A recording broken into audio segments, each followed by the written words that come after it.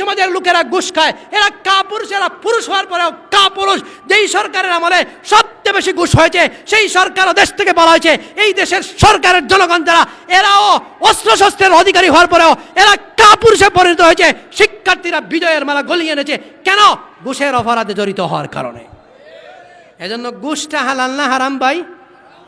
আল্লাহ পাক রব্বুল আলামিন বলেন, আল্লাযীনা ইয়াকুলুনার রিবা লা ইয়াকুমুনা ইল্লা কামা ইয়াকুমুল্লাযী ইয়াতাগাব্বাতুহুশ শাইতানু মিনাল মাস। যারা ঘুষ খায়, যারা সুদ খায়, এই সমস্ত সুদখোরেরা হাসরের মাঠে যে কবর থেকে উঠবে, কবর থেকে উঠার সময় 1 নম্বর শাস্তি হবে, এদেরকে লাগবে জিনে ভরা বুথের ন্যায়। 2 নম্বর যখন উঠবে এদের এক একটা পেট হবে গুদামের ন্যায়। বলে গুদাম কেমন? বিয়ানীবাজার খাদ্য গুদাম আছে না নাই ভাই? বিয়ানীবাজারের খাদ্য গুদাম আছে না নাই? খাদ্য গুদাম আছে। তো এই সমস্ত সুদখোরদের এক একটার পেট হবে খাদ্য গুদামের মতো বিশাল বিশাল বড়। বলে ওই পেটগুলোর ভিতরে কি? বলে দূর থেকে দেখা যাবে খালি সাপ আর সাপ, অজগর সাপ, অজগর সাপ, অজগর সাপ। দূর থেকে মানুষ দেখলেই চিনতে পারে এটাই ছিল সমাজের একজন ঘুষখোর, এটাই ছিল সমাজের একটা সুদখোর। এজন্য সুদখোরেরা গরিবের রক্ত শোষণ করিয়া খায়। এজন্য আল্লাহ এদেরকে জিনে ভরা বুথের কবর থেকে উঠাবেন, আর এদেরকে দেখলেই মানুষ চিনতে পারবে এদের পেট হবে গুদামের ন্যায়, ভিতরে খালি সাপ আর সাপ, ভিতরে সাপ আর সাপ, ভিতরে সাপ আর সাপ। মুআজ্জাজ হাজিরিন, এই যে সুদ, যেটা সুদটাকে আল্লাহ হালাল করেছেন না হারাম করেছেন? হারাম। সুদটা আবারও বলি, ঋণ দিয়ে অতিরিক্ত মুনাফা নেওয়ার নাম সুদ। সুদের প্রতিষ্ঠানগুলোর নাম হইল ব্যাংক। এজন্য ব্যাংকের আগে ইসলামী লেখা থাকলেও এটা সুদের কারবারে জড়িত। ইসলামী লেখলেই কি ইসলাম হয়ে যায়? কখনো নয়। ইসলাম লেখলেই ইসলাম হয়ে যায় না। আপনি সুদের আগে দিলেন ইসলামী সুদ, তাই বলে কি সুদ হালাল হয়ে যাবে? সুদের আগে লিখলেন আল্লামা সুদ, বা সুদের আগে আরও যত সম্মানজনক শব্দ লাগাই দিলেন, ঘুষের আগেও লাগাই দিলেন সব সম্মানজনক, তাই বলে সুদ কখনো কি হালাল হয়ে যাবে? ঘুষ কখনো কি হালাল হয়ে যাবে? না না না না, কখনো হালাল হবে না, কখনো হালাল হবে না, কখনো হালাল হবে না। এজন্য আল্লাহ বলেন, সুদের বিষয়টা, হারাম বিষয়টা জানার আগে যদি কেউ সুদের কারবারে জড়িত থাকে, আল্লাহর কাছে যদি মাফ চায়, আল্লাহ তাকে মাফ করে দিবেন। ও আমরুহু ইলাল্লাহ, এই বিষয়টা আল্লাহর কাছে, আল্লাহ তাকে মাফ করে দিবেন। ফামান জাহু মাউইদাতুম মির রাব্বি ফান্তাহা ফালাহু মা সালাফ ও আমরুহু ইলাল্লাহ। কিন্তু সুদের কারবার হারাম, সুদ হারাম। এই সুদ হারাম হওয়ার পরেও যদি আবার কেউ সুদের কারবারে জড়িয়ে যায়, সুদের কারবারে ফিরিয়ে যায়, ওমান আদা ফাউলাইকা হুম আসহাবুন নার, এরা হলো দুজখী। বলবেন হুজুর সুদখোর আবার দুজখী হয় কেমনে? তার ইমান নাই? বলে সুদরে যখন হালালই মনে করবে তখন তার অন্তরে ইমানের আর কি থাকে না ভাই? লেশ মাত্র থাকে না। আসেনি আমাদের সমাজে অনেক লোক এমনও কয় সুদ আবার হারাম কেন? কেন প্রশ্ন করে না? করে না? আছে না নাই ভাই? এই জন্য এই কেন শব্দে কয় খালে কে একজন জন্য কেন হইতে 1 সেকেন্ড লাগে তার বেশি, কিন্তু যদি খালি কয় সুদ হারাম কেন, কেন হইতে দূর হবে, তার ইমান তাতে দেরি হবে না। ঠিক তদ্রুপভাবে ইবলিস যেভাবে কেন বলেছিল, বলে ইবলিস কখন কেন বলেছিল? আল্লাহ যখন ইবলিসকে বলছিলেন আদমকে সিজদা কর, হে বললো আসজুদু লিমান খালাকতা তিনা, আমি কেন আদমকে সিজদা করব, যেই আদমকে তুমি মাটি থেকে তৈরি করেছো। বলতে দেরি হয়েছে ইবলিসের, কেন? তার জান্নাত থেকে বের হতে দেরি হয় নাই, 80 বছরের ইবাদত বন্দেগী যেতে দেরি হয় নাই, দুনিয়ার রাজত্ব যেতে দেরি হয় নাই, মাত্র একটা কেন শব্দ বলার কারণে। ঠিক তদ্রুপভাবে বাংলাদেশের সুদখোরেরা, এই দেশের সুদখোরেরা যখনই সুদকে হালাল করার জন্য সুদ হারাম কেন, সুদ তো হালাল হওয়ার কথা, কেন বলতে দেরি হবে? ইমান যেতে দেরি হবে না। এজন্য আল্লাহ বলেন ওমান আদা ফাউলাইকা হুম আসহাবুন নার। এজন্য সুদকে নিশ্চিহ্ন করতে হবে আর ব্যবসাকে বাড়িয়ে দিতে হবে। আল্লাহ বলেন ইয়ামহাকুল্লাহুর রিবা, আল্লাহ সুদকে নিশ্চিহ্ন করবেন, সুদকে ধ্বংস করবেন। ওই উরবি সাদাকাত, আর সদকাকে বৃদ্ধি করে দিবেন। এজন্য আমরা সুদকে না বলি, ঘুষকে না বলি, সদকা খয়রাতের হাতকে আমরা প্রসিদ্ধ করি। এজন্য সদকা খয়রাত যারা করে এরা কোনোদিন অভাবী হয় না, কোনো গরিব হয় না। বলুন তো একজন দানশীল ব্যক্তি বলেন হাত উঠিয়ে, বলে হুজুর আমি আজ দানশীল করে করে গরিব হয়ে গিয়েছি, আছে কি এমন কেউ বলতে পারবেন? মুঠেও নয়। কিন্তু সুদের কারবার করে বহু বড় সুদখোরীরা ধ্বংস হয়েছে। সুদখোরেরা ধ্বংস হয় কেন? এদের উপর হঠাৎ গজব আসবে। যদিও দেখবেন আপনি বাহ্যিক দৃষ্টিতে লাখ লাখ কোটি কোটি টাকার মালিক হয়েছে, হাদিসের ভাষ্য অনুযায়ী দেখবেন এদের সম্পদ যেতে সময় লাগে না, এদের উপর আল্লাহর পক্ষ থেকে গজব আসে। দেখবেন সুদখোর টাকার বান্ডিল বানাইছে, করে মাল আর মাল, হঠাৎ দেখবেন বিদ্যুতে শর্ট মেরেছে, তার মাল সবগুলা দলিয়ে পড়ে ছাই হয়ে গিয়েছে। হয় না? হয় না? এমন দেখবেন সুদখোরেরা বাহ্যিক দৃষ্টিতে বহু ধনী হয়েছে, কিন্তু আল্লাহ তাআলা হঠাৎ এমন একটা রোগ দিবেন যে রোগের পিছনে তার লাখ লাখ টাকা খরচ হবে। কেন? সুদের সম্পদে কোনো বরকত নাই, সুদের সম্পদ গজব টেনে আনে। আবারও বলছি, সুদের দ্বারা যারা সম্পদ জোগাড় করে সম্পদের পাহাড়ও দেখাইতে পারো, গজব আসতে দেরি হয় না। আমার জানা মতে অনেক সুদখোরেরা এমন আছে, দোকানে বহু মাল, হঠাৎ দেখা যায় রাত্রে বিদ্যুতে স্পট হয়েছে, বিদ্যুতে বাস্টিং করেছে, লাখ লাখ টাকার মাল ধ্বংস হয়েছে। এমনটা আছে না নাই? এজন্য সুদের দ্বারা যদিও মাল উপার্জিত হয় ভাই, এগুলো হালাল নয়, হারাম। আর হারামে কোনো আরাম নাই, হারামে কি নাই? কোনো আরাম নাই। এজন্য আমরা সুদকে না বলি ভাই, সুদের জন্য আজ বিভিন্ন পায়তারা চলছে। এই যে গ্রামীণ ব্যাংক, আয়েশা ব্যাংক, আমার আপনার মা বোনদেরকে কি বলছে যে কিস্তিতে নেন আপনি 50,000 টাকা, আর ওই 50,000 টাকা পরিশোধ করবেন কিস্তিতে কিস্তিতে, প্রতি মাসে 1,000 টাকা 1,000 টাকা দিবে আপনার 50,000, নিবে আপনার কাছে 60,000, দিবে আপনার 50,000, নিবে আপনার কাছে 70,000। ওই যে টাকা দিয়ে অতিরিক্ত টাকা নিল, এটার নাম কি? এটার নাম জুড়ে বলো, এটার নাম কি ভাই? সুদ। এজন্য সুদ হালাল না হারাম? রসুল বলেন কুল্লু কারজিন জাররা নাফান ফাহুয়া রিবা, যে ঋণ দিয়ে অতিরিক্ত মুনাফা নেওয়া হয় তার নাম সুদ। এজন্য রসুল করিম সাল্লাল্লাহু আলাইহি ওয়াসাল্লাম তখন মেরাজে গেলেন, তো মেরাজে যাওয়ার পরে একদা এক জাতির কাছ দিয়ে চলে যাচ্ছেন, এমত অবস্থায় দেখেন এক ব্যক্তি আরেক ব্যক্তিকে পিটাচ্ছে, যে ব্যক্তি রক্তের সাগরে হাবুডুবু খাচ্ছে। এই মানুষটা খুব ক্লান্ত, চেষ্টা করে কিনারায় আসে, আসার পরে কিনারায় যে লোকটা দাঁড়িয়ে আছে পাথর নিয়ে, সে আঘাত করে আবার সেখানে আবার যেই জায়গায় ছিল সেই জায়গায় ফিরিয়ে দেয়।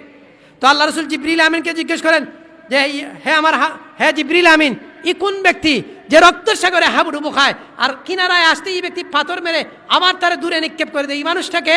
রসুলের জবাবে বলেন জিবরিল আমিন, এই হইল আপনার উম্মতের সুদখোর। এটা হলো আপনার উম্মতের সুদখোর, যে মানুষের রক্ত চুষিয়া খায়। কারণ গরিব অসহায় যে ব্যক্তি বিপদে ভরিয়ার টাকা আনাত গেছিল আপনার কাছে, হে আপনার ঋণ পরিশোধ করতে, তার রক্তরে গাম বানাইছে, গাম জড়াইয়া হে আপনার ঋণটা পরিশোধ করছে। আপনি মুনাফা না নিলে মানেন না, এজন্য মুনাফা দিতেই তার অতিরিক্ত গাম ধরানো হয়েছে, গামতে রক্তটা গাম থেকে বের হয়েছে, এজন্য রক্তের সাগরে সুদখোর থেকে হাবুডুবু খাওয়ানো হবে। এজন্য রসুল বলেন লানাল্লাহু আকিলার রিবা ওয়া মুকিলাহু ওয়া শাহিদাইহি ওয়া কাতিবাহু। অন্য আয়াতে যে ওহুম সাওয়াউন, এই সুদের কারবারে 4 দল জড়িত। এক দল হইল সুদদাতা, আরেক দল হইল সুদ গ্রহীতা, আরেক দল হইল সুদের সাক্ষী লেখনেওয়ালা, আরেক দল হইল সুদের দলিল লেখনেওয়ালা। এই 4 দল। তার না আপনি ব্যাংকে সুদ আনতে গিয়ে 4 দল লাগবে। এক দল হলো সুদদাতা, ব্যাংকেরা সুদ দেয়, আপনি সুদ গ্রহীতা, সাক্ষী লাগবে 2 জন, এরপরে দলিল লেখনেওয়ালা লাগবেন। এই 4 জনের প্রতি আল্লাহর লানত, আল্লাহর লানত, আল্লাহর লানত মানে রহমত থেকে দূর, আল্লাহর রহমত মানে রহমত থেকে দূর। অন্য হাদিসে বলা হয়েছে ওহুম সাওয়াউন, এরা প্রত্যেক গুনার বেলায় সমান। সুদ দিয়া যে গুনাহ, সুদ খাইয়া সেই গুনাহ, সুদের দলিল লেখনেওয়ালা সেই গুনাহ, সুদের সাক্ষী দেনেওয়ালা সেও ঠিক তদ্রুপভাবে গুনাহগার হবে। এজন্য সুদের কারবারকে আমরা হালাল বলবো না হারাম বলবো ভাই। এজন্য বেশি ফুটামি করে চলার দরকার নাই। আপনি আপনার মা বাবাকে, আপনি যদি মা বাবা হন, আপনার ছেলে আপনার মেয়েকে কোনো মতে খাওয়ান, তবুও হারাম কাজে জড়িত হবেন না। মনে রাখবেন, যে হারাম খাওয়াইয়া যে তার ছেলে মেয়েকে লালন পালন করে, ওই ছেলে মেয়েকে জাহান্নামের আগুনেরই উপযুক্ত করে, জাহান্নামের আগুনের উপযুক্ত করে। এজন্য সমস্ত নেক আমল আল্লাহর দরবারে গ্রহণযোগ্য লাগে হালাল গেদা শর্ত। ইয়া আইয়ুহাল্লাযীনা আমানু কুলু মিনাত তাইয়্যিবাত ওয়া আমালু সালিহা। এই আয়াতের ব্যাখ্যা করে ইনশাআল্লাহ আমার আলোচনা শেষ হবে। আল্লাহ ঈমানদারদেরকে বলছেন কুলু মিনাত তাইয়্যিবাত, কুলু মিনাত তাইয়্যিবাত, হালাল খাও। এরপরে বলছেন ওয়া আমালু সালিহা, নেক আমল করো। আগে নেক আমল নয়, আগে গেজা হালাল হতে হবে, খাওয়া হালাল, এরপরে নেক আমল। বুঝাইলেন আল্লাহ তাআলা, তোমার যদি গেজা হালাল না হয়, তোমার খাদ্য যদি হালাল না হয়, তোমার পানীয় যদি হালাল না হয়, যতই নামাজ পড়ো, যতই রোজা রাখো, যতই হজ করো, যতই যাকাত দাও, কোনো কিছু তোমার কাজে আসবে না। এজন্য সমস্ত নেক আমল আল্লাহর দরবারে গ্রহণযোগ্য হওয়ার জন্য খাদ্য হালাল হওয়ার দরকার, তোয়াম হালাল হওয়ার দরকার।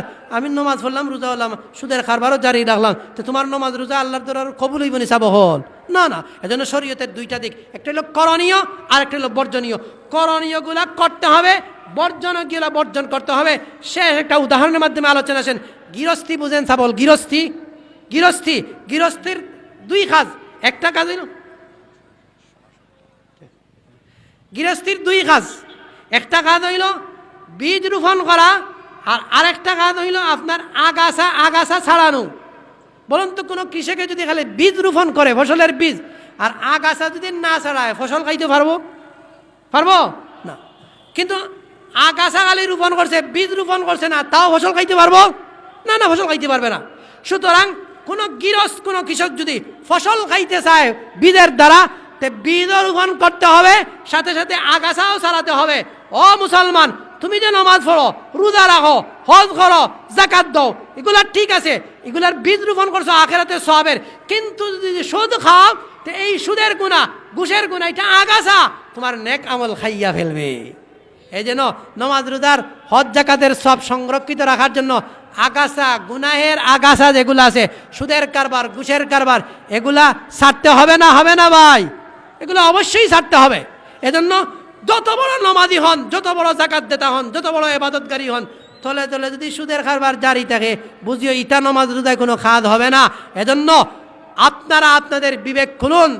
আমিও দেখি, আমিও তো একটা মসজিদে আসি, দেখি বড় বড় ব্যবসায়ীরা সুদের সাথে জড়িত, আবার ইমাম সাহেবের পিছনে নামাজ পড়তেও দেরি নাই এদের। তুমি তকবিরুল্লাহর সাথে হাজারো নামাজ পড়ো না কেন, তোমার তো আগাছা, গুনার আগাছা, সুদের কারবার জড়িত, সুদের কারবার দিয়ে তুমি চালাচ্ছ, সুদের কারবার দিয়ে তোমার ব্যবসা চালাচ্ছ, তোমার সব কিছুতে হারাম। তোমার নামাজ রোজায় কি কাজ হবে? কোনো কাজ হবে না ভাই, তোমার নামাজ রোজায় কোনো কাজ হবে না। এজন্য হাসরের মাঠের যে 3 প্রশ্ন, মাল মাল মাল, যে মালের পিছনে আজ আমরা সব দৌড়াই, আর মালটা হালালভাবে পকেটে আসে না হারাম ভাবে আসে, এটা দেখার দরকার।